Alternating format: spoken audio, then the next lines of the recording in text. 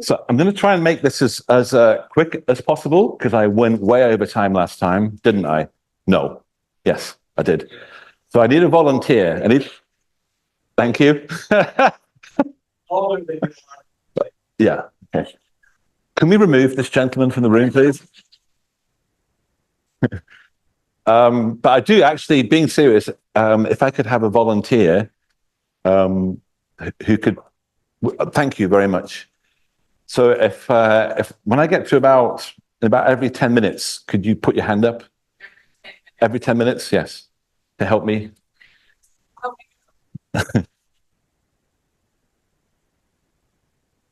So I'm going to try and make it as short and sharp as possible.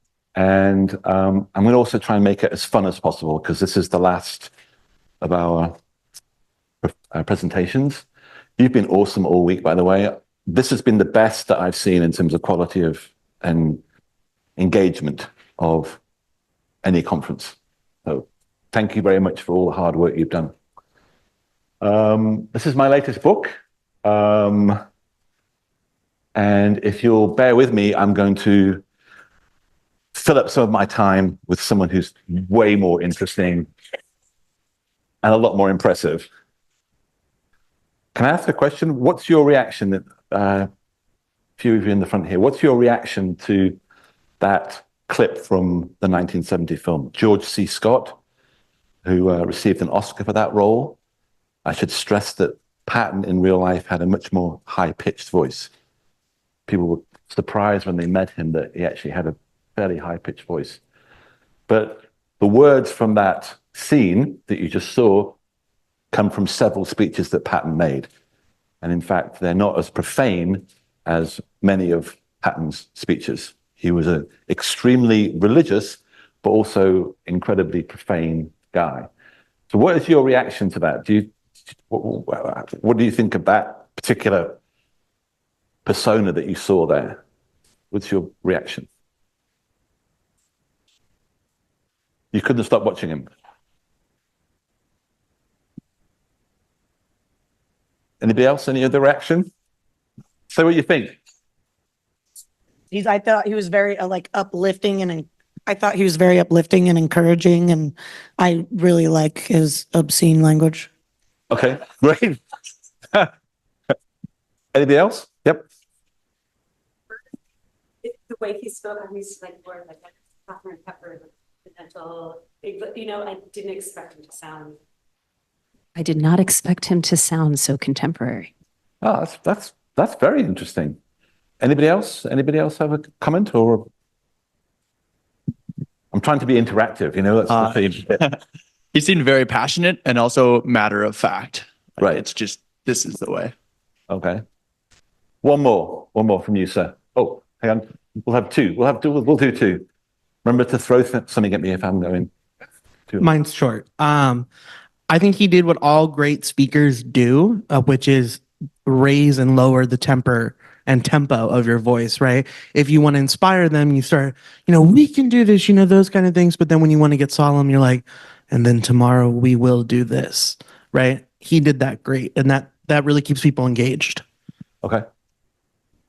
And then we had one last one over here. I was just thinking that you hear people say that war is hell a lot, but he, I think, inspires or would have inspired young men to follow him into hell. Like, that's how impactful he speaks. But why do you find him to be particularly inspiring? What is it about his approach, his persona that you find inspiring? He gives the impression that he believes in all of his men and his soldiers. He believes in their ability to be successful, and that he's willing to, he's not going to put them in a position he wouldn't put himself in. So he's going to be down in the trenches, literally and figuratively speaking with them. Great point. Fantastic. So what I'm going to do is I'm going to take you through some images that really I've cherry picked that show you Patton in World War II. And then I would like you to ask a bunch of questions, as many questions as possible. I'd like to make that session more about me having a conversation with you than just talking at you. So I'm going to go through and I'm going to make a few comments about each of these images. I'll focus in particular on one episode, which is pertinent to my book, Patton's Prayer. But I wanted this to be more of a collective session here. So if you have a question at some point, just put your hand up, please. Okay. So your point was fantastic, because I believe that Patton was the single greatest combat leader, American, I'll stress, as a Limey, because I've got a few on my list of Limeys that I would like to talk about, but I won't today. But I admire him more than any other American combat leader in World War II. And I think today he would be politically completely unacceptable. He wouldn't last a millisecond in today's US military, unless national survival was at stake and you needed someone to win you a war quickly, effectively, and with the maximum violence. This is not a politician. This is the opposite of a politician. Eisenhower was the supreme politician, and that was a beautiful, beautiful segment that you showed with Cronkite. There are some close-up black and white stills of Eisenhower sitting in that graveyard, and you can see the grief. You can see how responsible he felt even 20 years later for sending all those thousands of young Americans to their death. Eisenhower and Patton were good friends. They actually were very close friends, respected each other enormously.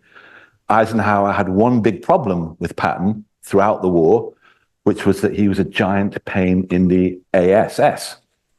He caused Eisenhower more problems than any other American senior commander. Eisenhower had to literally save his skin several times. He was an aristocrat, born in California. He was an aristocrat, came from a very well-off family in California. He was home taught, and so he had a real problems learning to read and write. When he was 5, 6, 7 years old, he really struggled. But ironically, and this is something that you can tell your pupils, he's a great example to your pupils for many reasons. Ironically, he became a lifelong, huge reader. He actually had the collected works of Rudyard Kipling in his camper all the way through the war. He read military history obsessively. He believed in reincarnation, actually believed that he had been in previous wars. When he was in North Africa, he thought about what had happened in North Africa a couple of thousand years before. In Sicily, he would wander around ancient monuments and imagine himself in a previous life. He believed that he'd served under Julius Caesar with the Romans. He was a profound believer in reincarnation. He was also a cavalryman. So he would train to be a cavalryman. But when we no longer wanted young Americans to get on horses and rush into enemy fire, the cavalry in the US became basically motorized, and they became tank units. And this is him in 1917. He's thought to be the first American ever to drive a tank into combat ever. And that was in World War I. He was the first American tank unit commander.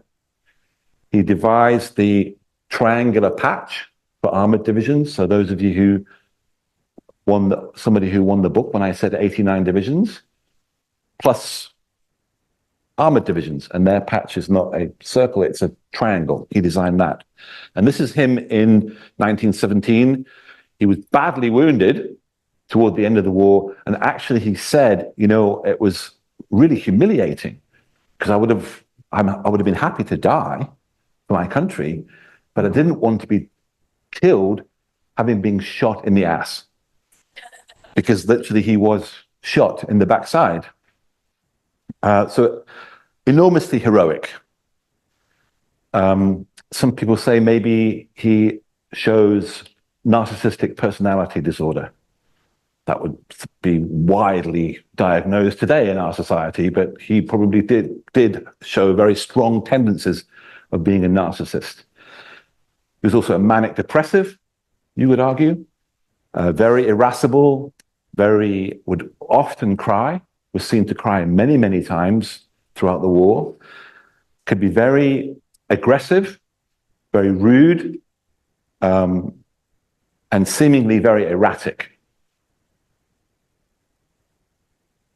And this is him again in 1917. He's just behind Pershing here. Who knows who Pershing was? Yes, sir.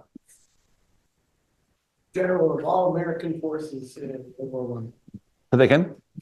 The general of all American forces in World War One. Right. And he's also, crucially, for Patton's career, he's his great mentor. A friend of the family, the Patton family. There's a reason why Patton ends up being the commander of the first tank unit in World War One. It's because the family have connections with Pershing, and he becomes his aide. And that's a photograph of him there. Jumping ahead, worth noting that he went to VMI. Those of you who are from Virginia would feel very proud of that. In fact, a couple of months ago, I was in Virginia doing a talk about him, and I said, the only thing you need to know about Patton is he went to VMI. And they all kind of like clapped because they were very proud Virginians. Left VMI, went to West Point. He failed in mathematics and had to repeat a year. Was a star athlete in the 1916 Olympics. Almost one story has it could be apocryphal, and because there are so many apocryphal stories about him. One story has it that he was so determined to win the swimming race that he almost drowned. That he ran out of energy. He collapsed in the pool and had to be fished out. And he was a very good shot too. I think you saw the image, the classic close-up on his pistol. He said that he lost to 3 Swedish participants in I think it was a decathlon. Am I right?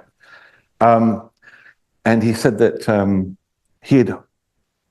he was wrongly disqualified in the shooting event because he hadn't missed the target. He'd hold it perfectly. And he'd hold it 4 times perfectly. And so that no one could see where the bullet was because it was just a little hole in the target. He was a boaster. Anyway, he rose to the ranks. He was part of a very important generation of West Pointers that ended up running the war, basically, for you guys. And this is him in November 1942, just before the operation to invade North Africa, Operation Torch. He was a Western Task Force commander. And I love this shot. Most of these photographs are from the National Archives.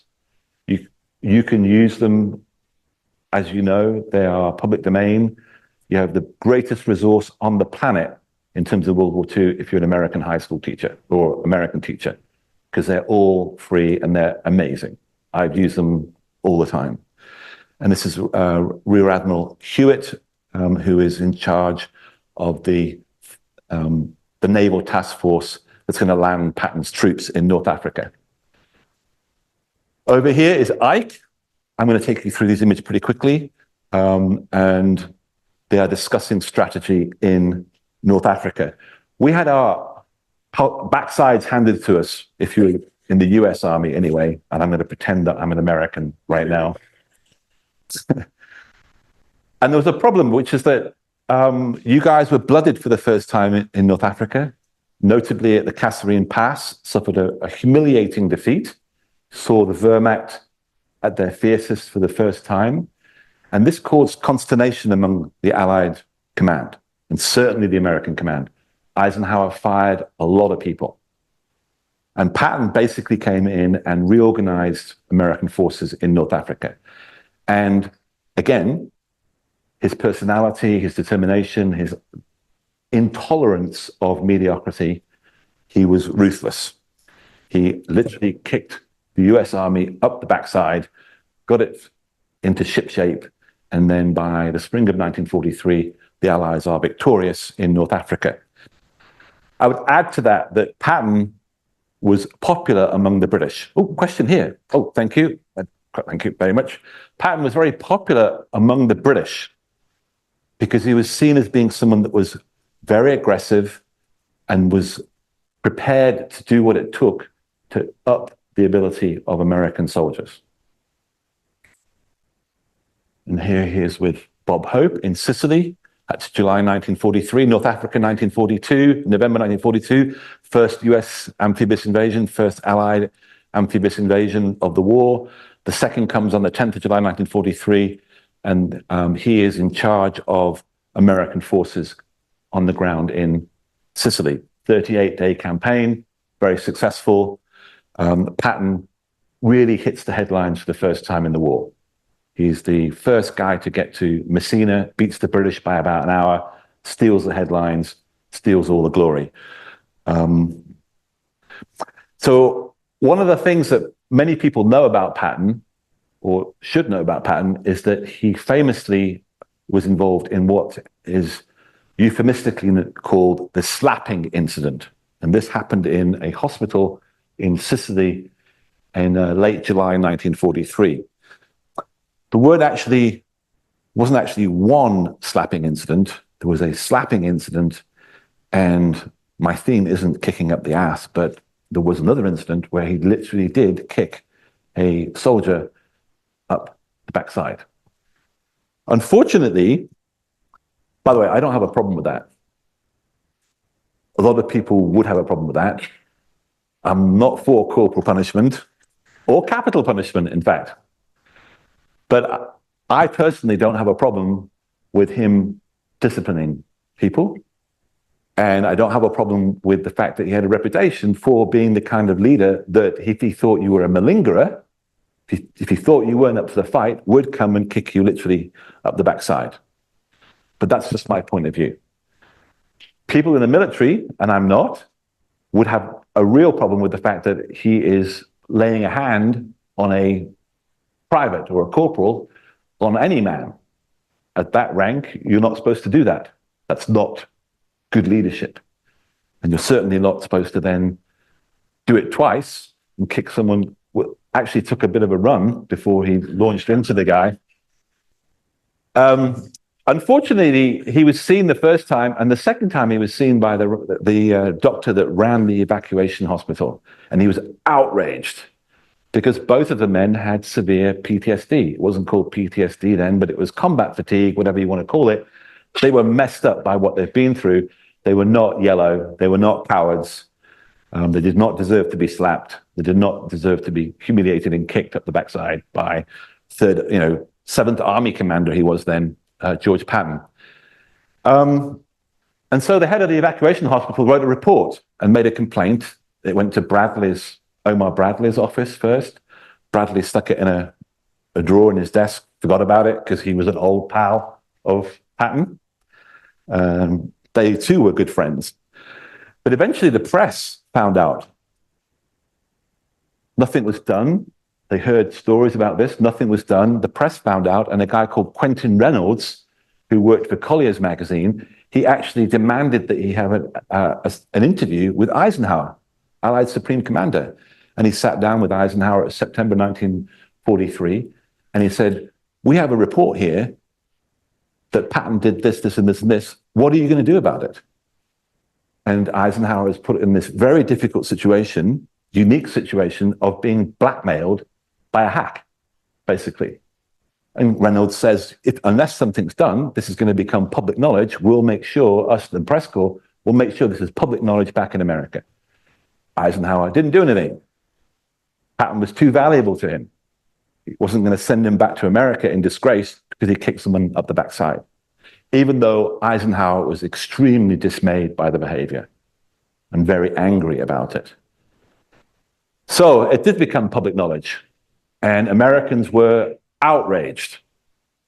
Letters to Marshall, letters to Eisenhower, letters to Roosevelt, and the call went throughout America, do something about this guy.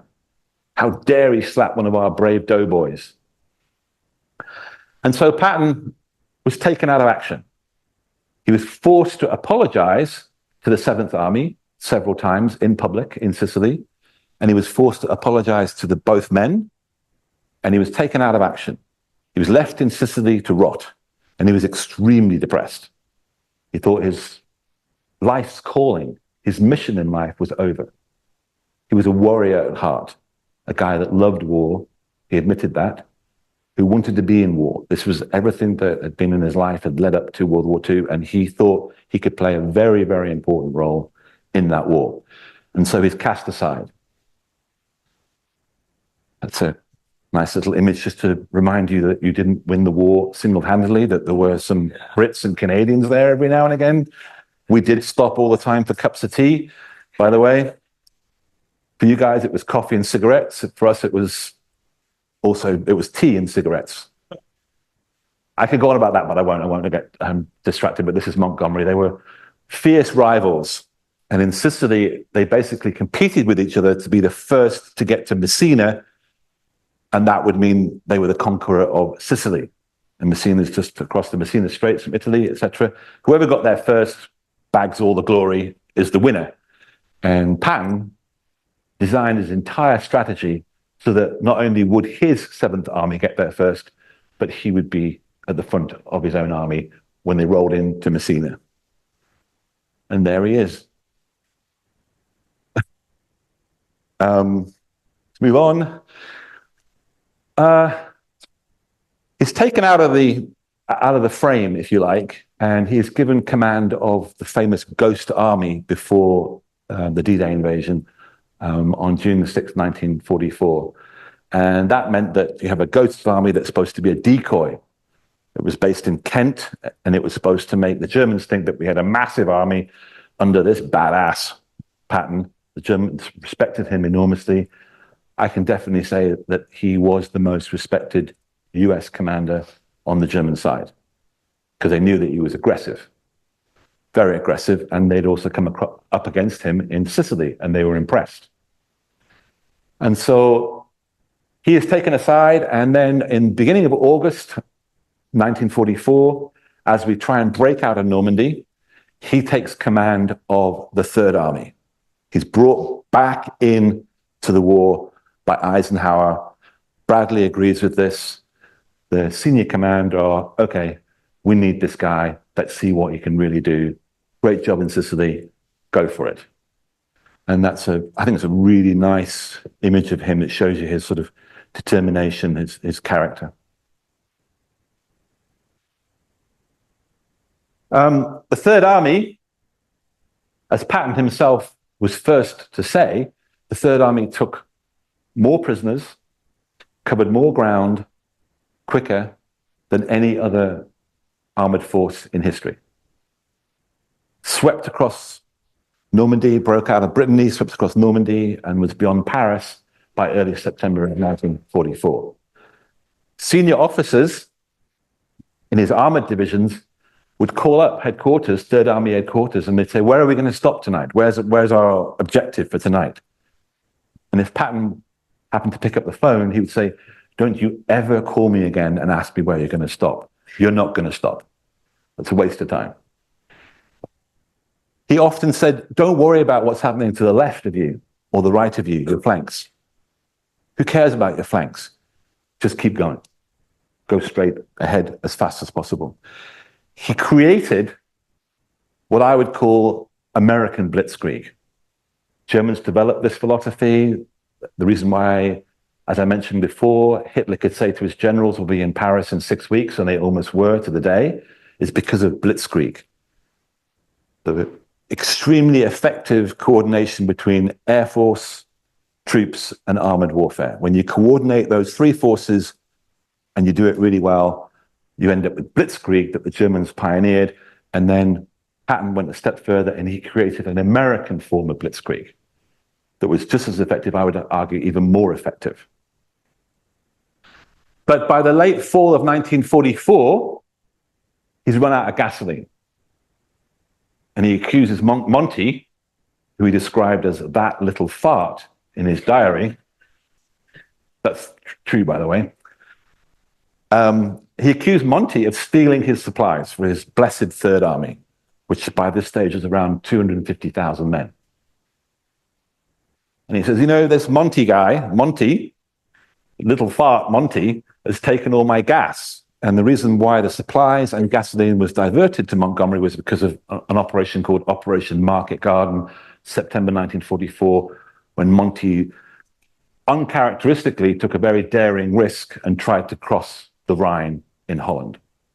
Idea being, if we get across the Rhine in Holland, we sweep through Germany and we end the war by Christmas.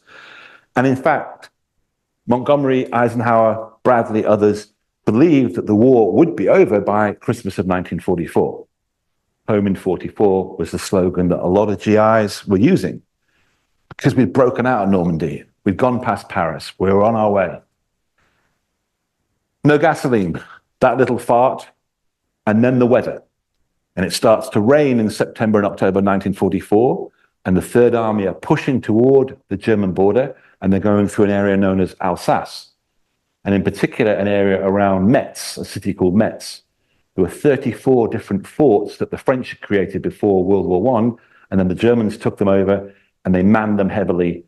And the Third Army, for the first time, was in hilly, forested countryside, going against static positions which were heavily defended by the Germans.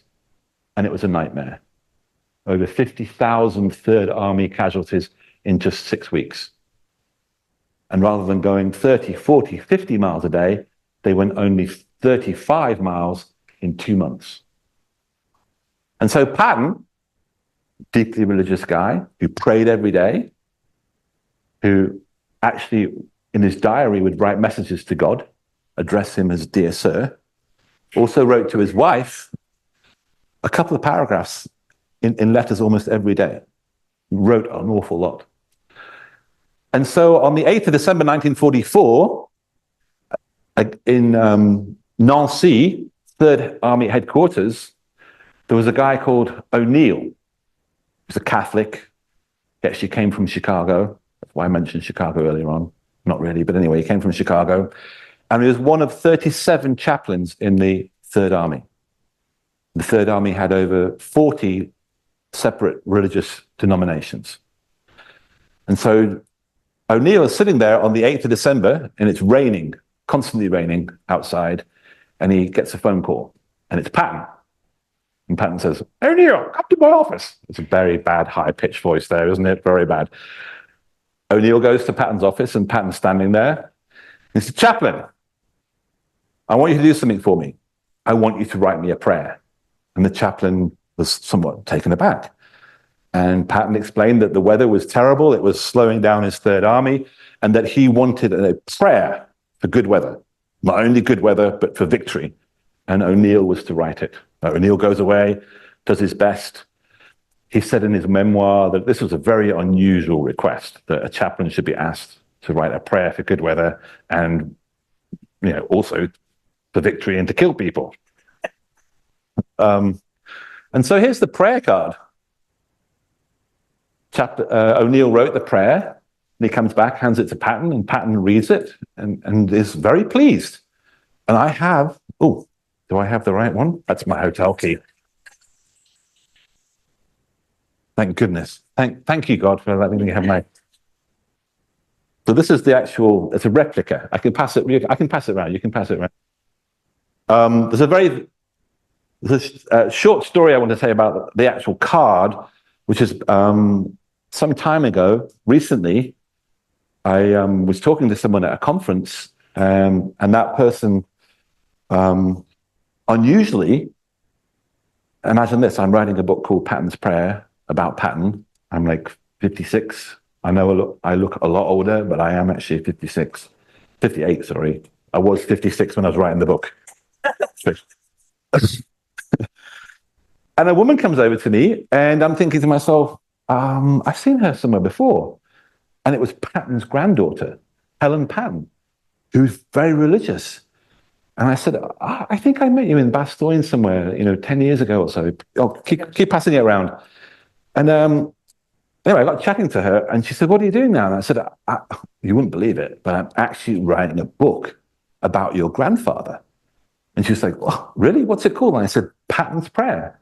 We had a little chat. Next day, I'm sitting there having a coffee. She comes over to me, and she gives me that. I was like, wow, what is the likelihood of me writing this one book, meeting his granddaughter, and then being given the prayer, which is the title of my really bad book? I was like, wow. Anyway, this is the prayer card. 250,000 of them printed and given to every single member of the Third Army. And the last of the prayer cards that were distributed on the 14th of December, 1944. And then 2 days later, we have the Battle of the Bulge. It was pretty good timing. The last of these prayer cards distributed before the deadliest battle and the biggest battle of World War II for the US. Over 18,000 KIA, 800,000 of you involved. These are pictures, they're propaganda pictures of Waffen SS. These are the bad boys. These are the guys that go first. These are the killers. These are the ones that will shoot civilians. These are the ones that don't take prisoners. They're the shock force of Hitler's forces in the Ardennes. 17th of December, that's the day after the first strike. You have the most notorious massacre of US troops in the European theater. Over 80 American soldiers taken into a field. I've been to it. And the SS roll up in tanks and machine gun them. And then they go into the field, and I interviewed a guy called Bill Merrican from Bedford, Virginia, not one of the Bedford boys. He told me that he was in that field and a guy above him was shot, and the bullet went through the guy above him and into him. And the SS officers would walk around the field, and if they saw your breath, you know, bang, back of the head. That's the classic SS method of death. And so he was in agony. And he told me I couldn't believe that I didn't scream. It was this moment in my life where I just was in such agony. A bullet went into my body and I should have screamed. But I knew that if I screamed or if I even twitched, that an SS officer would come around and shoot me in the back of the head.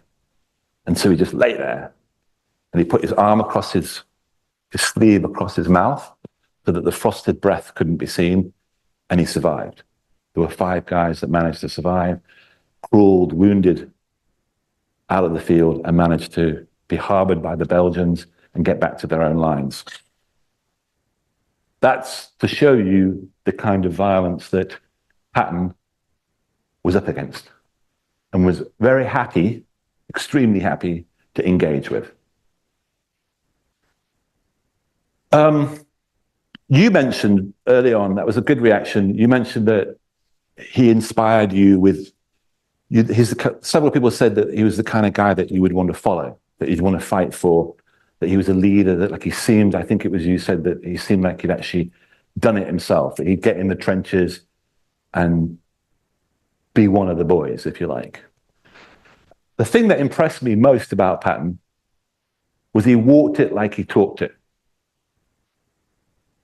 He actually did what he asked his men to do. And this is a photograph of him taken in December of 1944, when he would go out for 6, 7, 8 hours in one of the coldest winters ever recorded, and he would actually go to the front lines.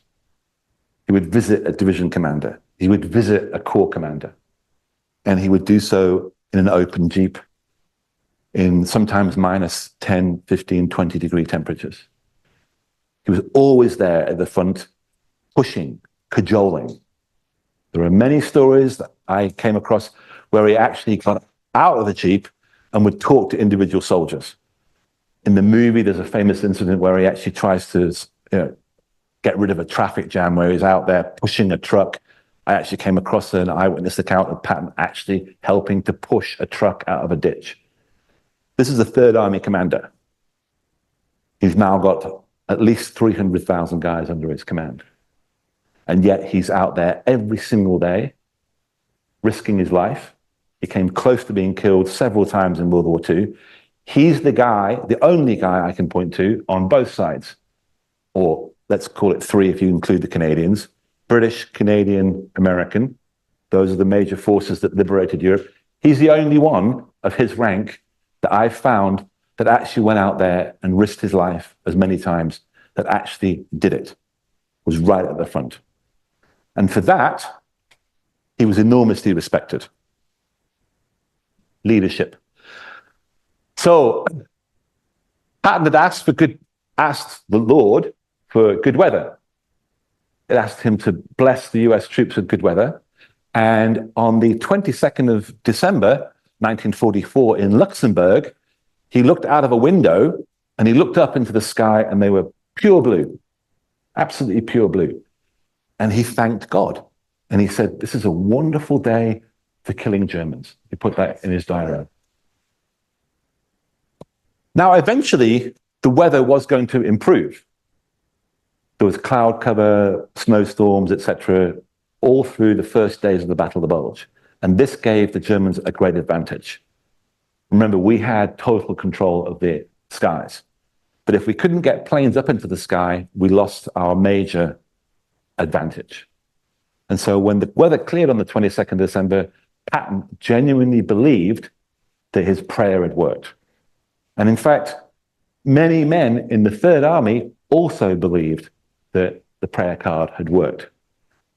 And I should add, before we move on, that I read surveys of US military personnel during World War II. Just after the war, they surveyed those who'd served in the Pacific and those who'd served in the European theater. And one of the questions was, how often did you pray? And people who were fairly religious in World War II, once they got in a foxhole, they became seriously religious. Those who were vaguely religious became religious. And interestingly, they all found that faith, whether it was praying to the Catholic, if you were Catholic, Muslim, doesn't matter.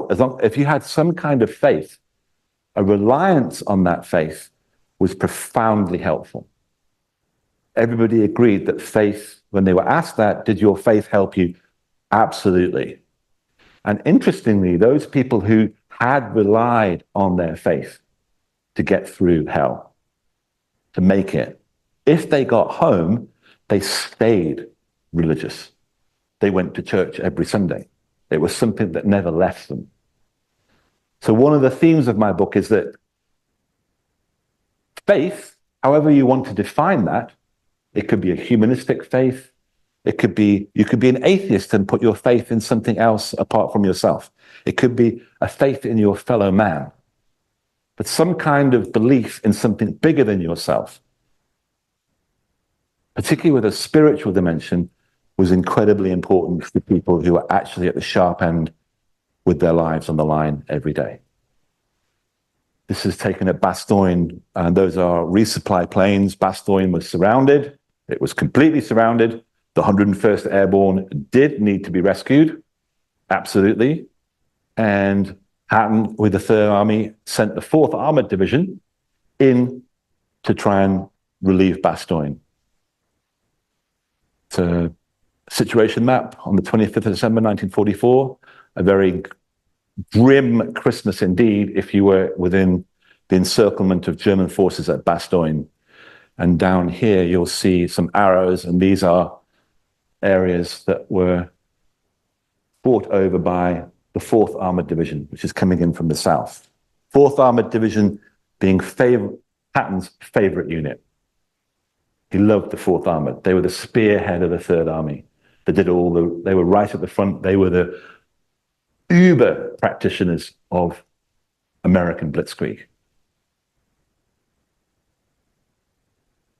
And there you have, hopefully this afternoon, we're going to go and visit his grave. He is the battalion, he's the commander of the 37th Tank Battalion, which is part of the 4th Armored Division. And it was his job. Patton gave him the job to get to Bastogne. And over 4 days, a couple of those days going through the night, the 4th Armored 37th Tank Battalion, as the spearhead of the 4th Armored, pushes towards Bastogne and finally gets there. It's Christmas in Bastogne. Look how grim that is. Over here you have the guy I was talking to you about on the bus yesterday. There's Anthony McAuliffe at the top of the table with his arms crossed. This is in a barracks in Bastogne. They're being shelled constantly. And they're worried. The Christmas present hasn't arrived. And the Christmas present is Patton's forces. It hasn't arrived. And there you have the tank that you were right next to yesterday. See how everything intersects beautifully in this week of presentations? I was actually, when I looked at the tank yesterday, I was like, oh, they didn't leave the chalk marks on there. Someone must have removed those. I actually would have put them back on. I would have pretended they were real and put them on because it's kind of cool. So that's the very tank you saw yesterday. Around about 4 o'clock on the 26th of December 1944, it rolls into Bastogne and the city is basically relieved. And that's why in the museum, it is by far the most important artifact they have. It's not the only artifact they have, but it's the most important. A big moment in US military history, a big moment for Patton. He was overjoyed, delighted. They'd finally been able to get to the beleaguered 101st Airborne who needed to be rescued and have now been rescued. Just showing you a picture of some of these classic National Archives shots that you can use with your pupils anytime, showing you the kind of conditions that they had to fight through in January of 1945. January 1945 was a very bad month if you're an American, because there's a war raging in the Pacific. The highest casualties, 21,000 Americans killed in World War II in January of 1945. 21,000. Once we had erased the Bulge in the Allied lines, the 70-mile penetration that the SS and the Wehrmacht created, once we pushed them back to their starting positions, we then had to keep pushing. And in the January 1945, the process of pushing them back and moving further towards Germany caused enormous casualties. The highest casualties for the 101st Airborne were not suffered during the siege of Bastogne, when their backs were to the wall. It was when they left Bastogne and tried to push towards Germany. Suffered twice as many casualties in just 1 week in January 1945 than they did during the entire siege of Bastogne. Very, very grim warfare. Some of the toughest of World War II. There's Patton decorating McAuliffe. The famous quotation from McAuliffe is when on the 22nd of December, the Germans sent a group of soldiers, an envoy, asking for him to surrender. He famously replied, "Nuts." And that message was relayed to the Germans, and the German officer who stood there said, "What does nuts mean?"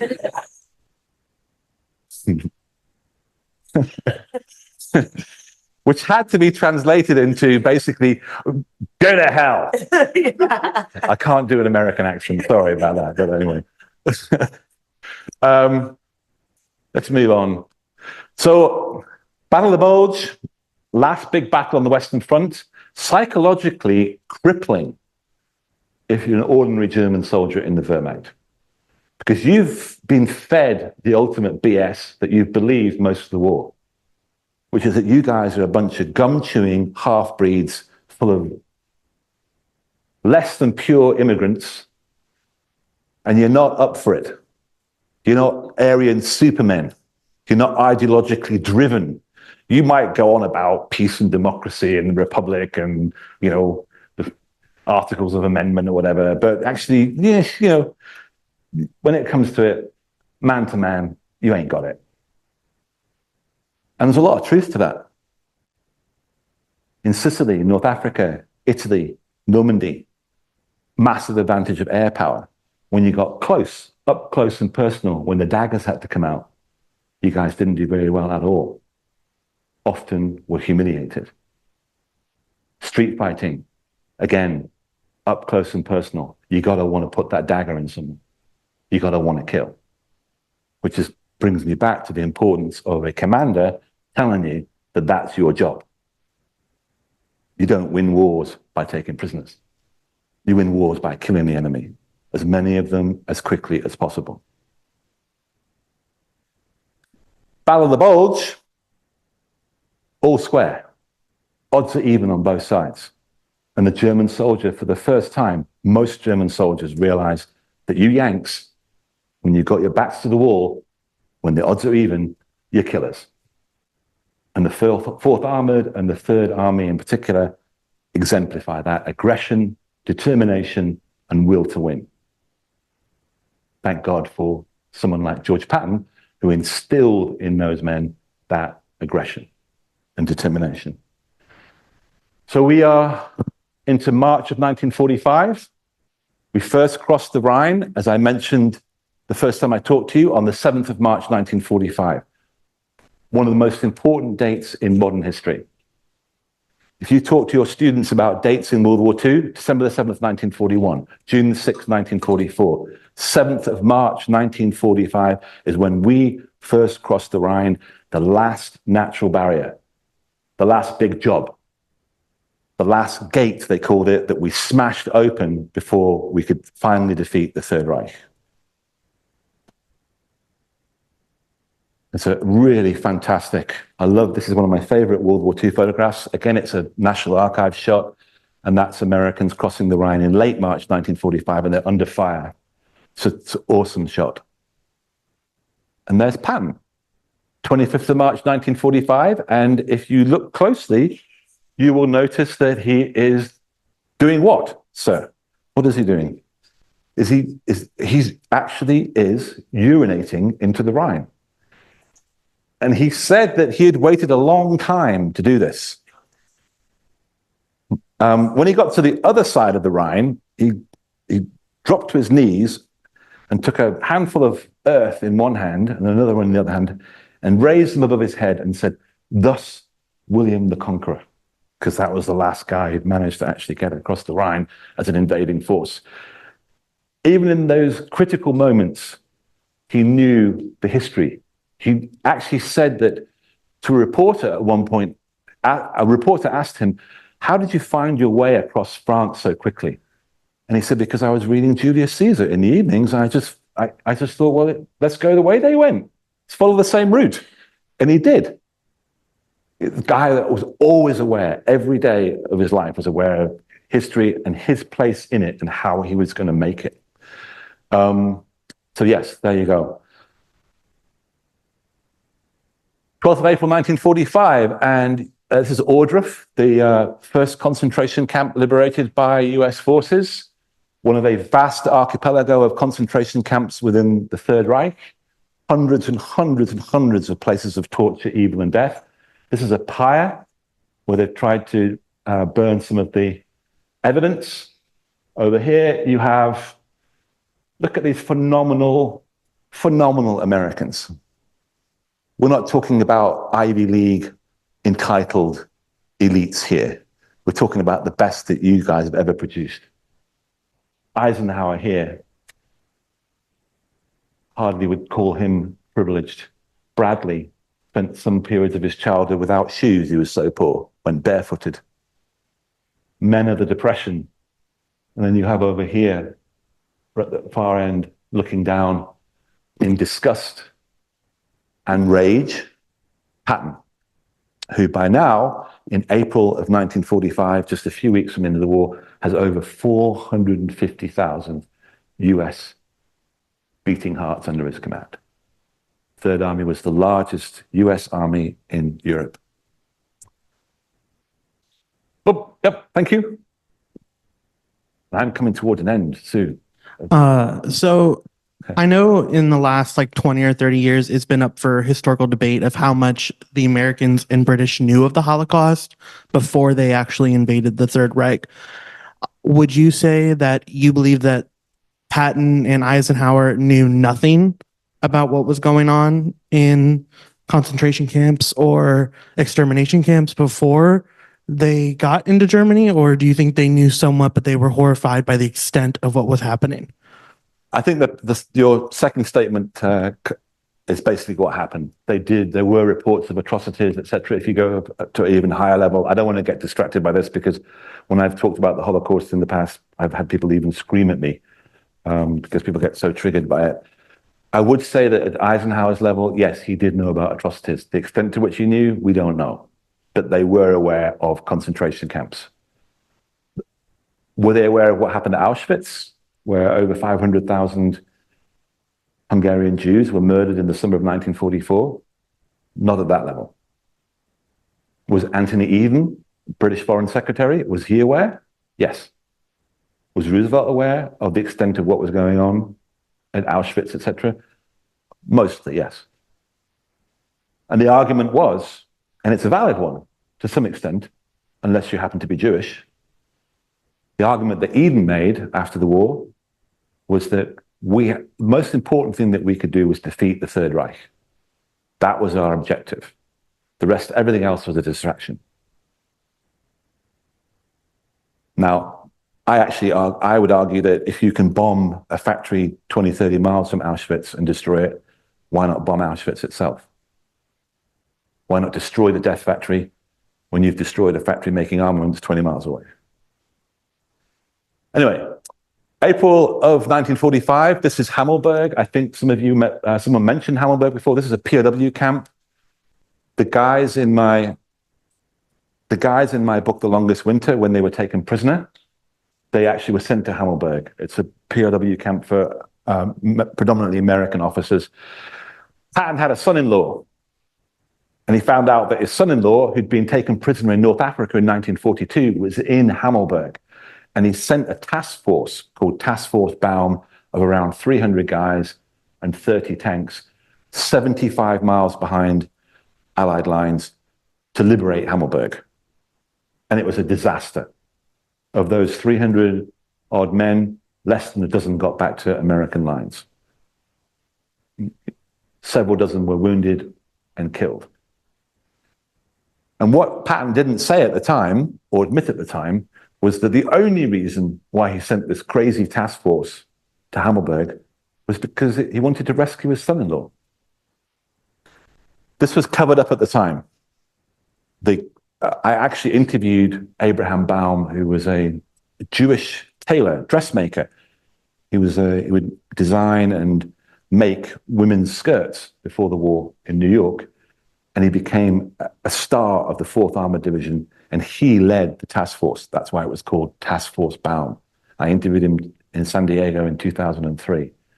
And he said that when he actually spoke to Patton after this aborted attempt to rescue these troops, Patton said, just, keep this to yourself, and I'll make sure you get a Medal of Honor.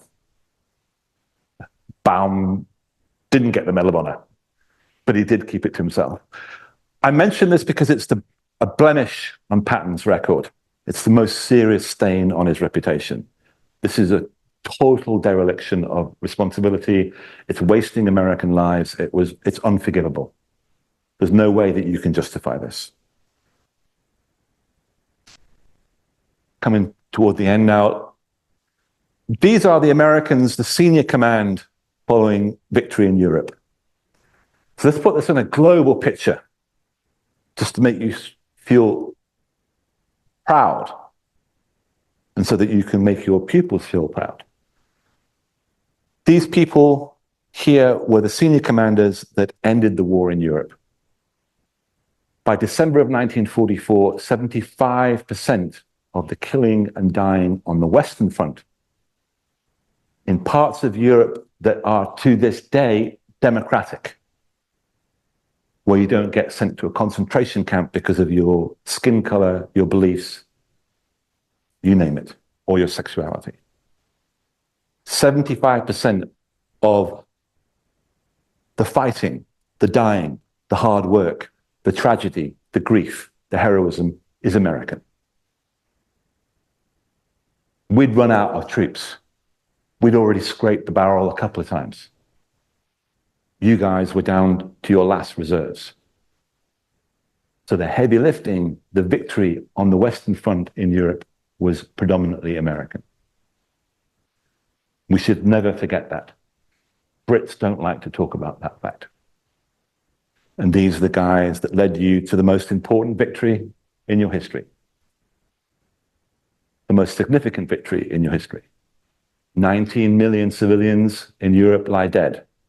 And yet, these men have led citizen soldiers to a victory over unprecedented evil. And you've still got to finish off the Japanese in the Pacific.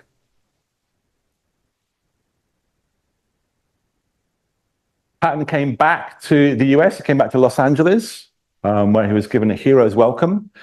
In Boston, over 1 million people turned out to welcome him in June of 1945. He came back as the ultimate conquering hero, a superstar of the American World War II experience, by easily the most famous combat general. It was Eisenhower and then Patton. MacArthur, maybe down third, maybe, I don't know. But he was a superstar. He was sent back to Europe to become an administrator, a politician, to be the governor of occupied Bavaria and parts of Austria. And he was terrible at the job. Almost from the first moment that he had that position, he spoke out publicly about the Soviets.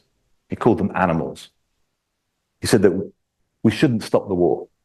What we need to do while we've got all these US troops in theater is carry on toward Moscow, beat these Slavic red communist scum. He used that word too. He was extremely outspoken, and this caused big, big problems for Eisenhower. It saved his neck after the slapping incident. There'd been a couple of other occasions when Patton had spoken out. Before D-Day was one of them, had said the wrong thing. In fact, before D-Day, he'd neglected in a speech in England to mention our ally, the Soviet Union, which caused an enormous embarrassment because they were our, I would argue, our most critical ally.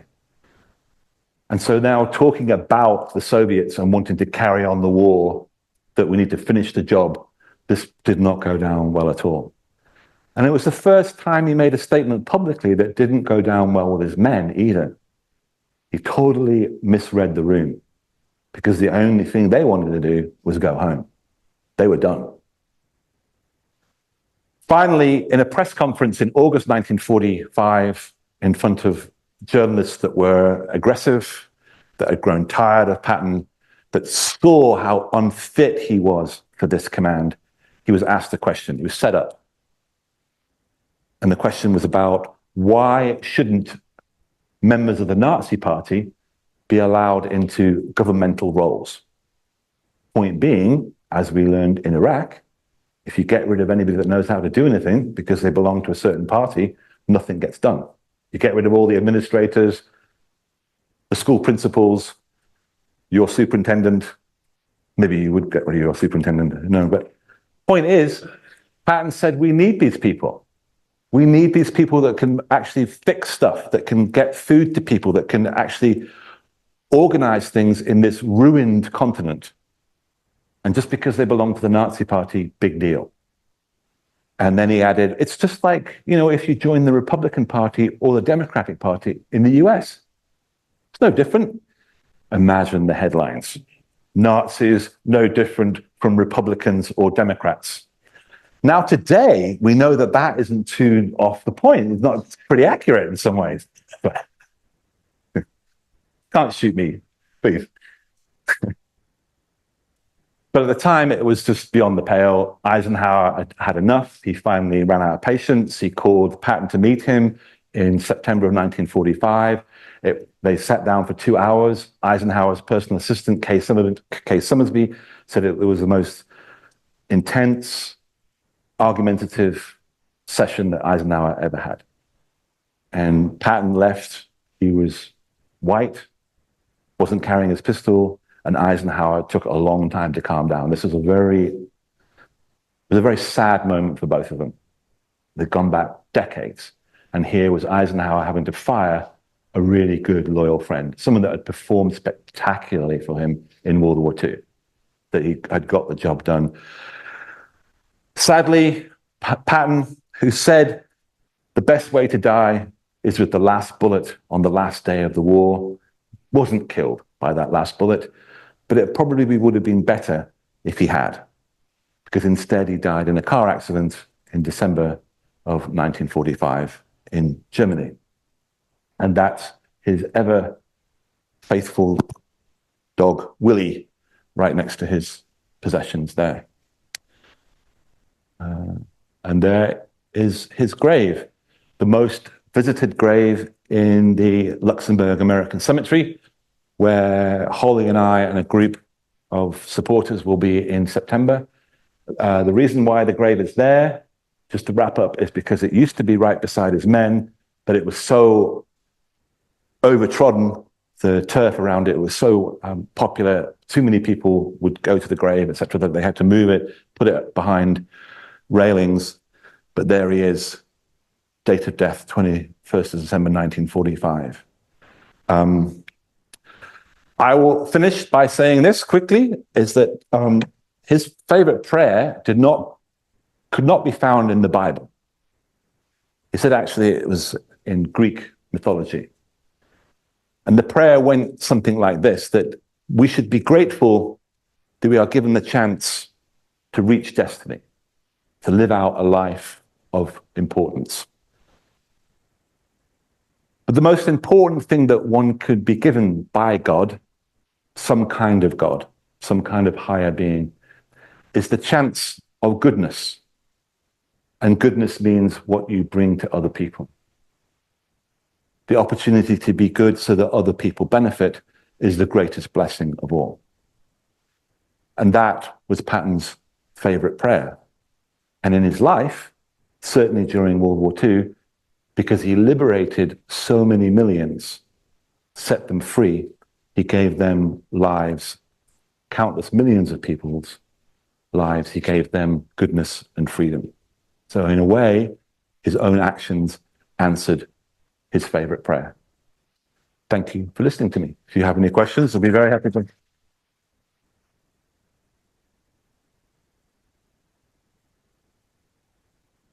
In terms of planning sessions or strategy sessions for these generals like Patton, do they ever take into consideration the casualty potential of these different decisions they made? And in fact, when they had the biggest numbers of deaths in some of these different battles, was it just a miscalculation on their part, or was it considered they knew we're going to have a lot of casualties here, but we have a mission to go to? It's a tough one, I know, but. Quickly to answer that question, I'd say that American combined arms doctrine, which Patton, that doctrine today dates back to Patton. But during World War II, I think the Americans were, and the British too, but you guys were perhaps more effective at doing this. Your major concern was to minimize casualties and losses. You're not like Putin today and the Red Army in World War II, where you just throw more and more men at a problem. You know, the way that the Red Army would clear minefields would be to send men through a minefield, just walk straight through it. And if you lose half a dozen guys, at least you've got a path. So this is a citizen army with only a certain amount of resources drawn from what is still a highly functional democracy, where if you have massive casualties, people are going to ask really serious questions. So I think that everything was done possible, where possible, to try and minimize US deaths. And that explains why you had such a massive buildup of artillery, why we used air power wherever we could, where we used anything but human flesh to try and defeat the enemy. So I think that you'd have to say that 421,000 fatalities in World War II in the Pacific and the European theater, compared to the 12 million in the Red Army alone, expresses that different doctrine. So yes.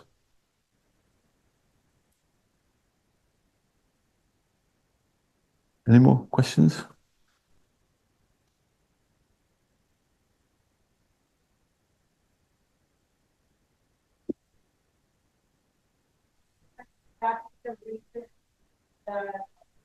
Could that be the reason the concentration camp was not attacked, but the plant just miles away was? I don't know, maybe. Can't answer that one. Question over here. When the Soviets liberated Auschwitz in January, was that knowledge received by Patton? Like, did they have that kind of communication, or was that something? Did Patton know about Auschwitz? No, not at that point, not in January of 1945. But the information about what the Soviets discovered at Auschwitz was definitely relayed to Allied senior politicians. So Churchill knew about it and Roosevelt knew about it. Okay, are we good? We're all good? Thank you. Thank you very much, guys.